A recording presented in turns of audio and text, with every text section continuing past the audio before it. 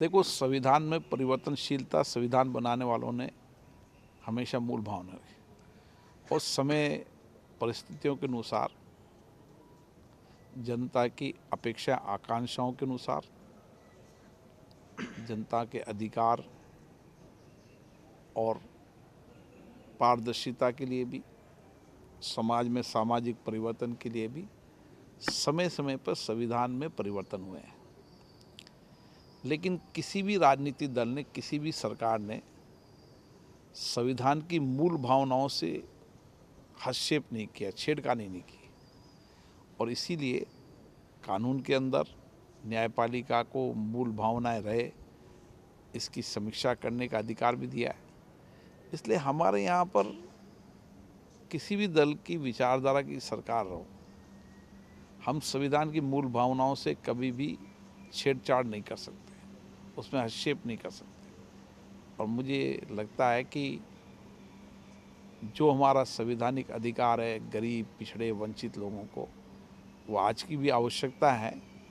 और इसीलिए भारत के प्रधानमंत्री जी ने समय समय पर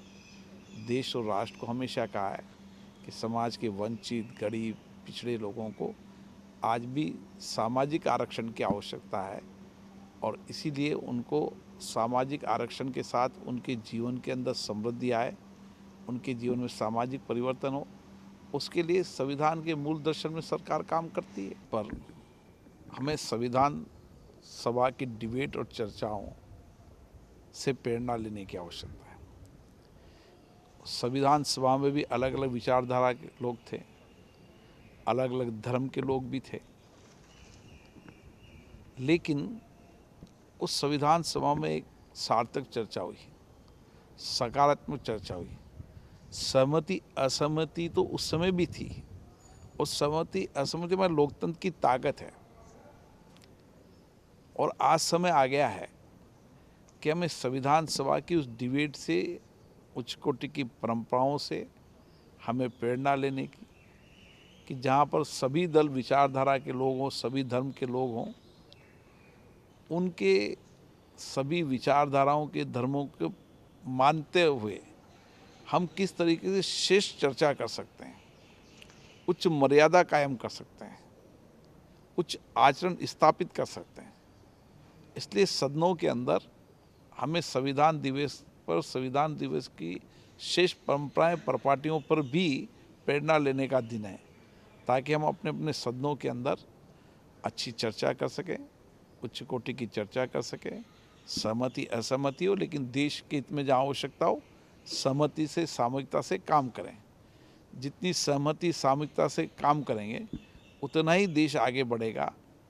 विचारधाराएं अलग हो सकती है, अभिव्यक्ति भी अलग हो सकती है, लेकिन देश प्रथम है, ये मूल भावना संविधान में भी है और ये मूल धारणा हमारे विचारधारा में हमेशा रहनी चाहिए। इसलिए मेरा हमेशा माननीय सदस्यों से आग्रह रहता है कि हम सदनों की गरिमा को बना के रखें, उच्च कोटि की परंपराओं को बनाए रखें। हमारी विरासत उच्च कोटि की परंपराओं, मर्यादाओं की रही है, उसको कायम करें। मुझे आशा है कि सभी माननीय सदस्य अपने शिष्ट आचरण करते हुए सदन की मर्यादाओं और गरिमा को बनाते हुए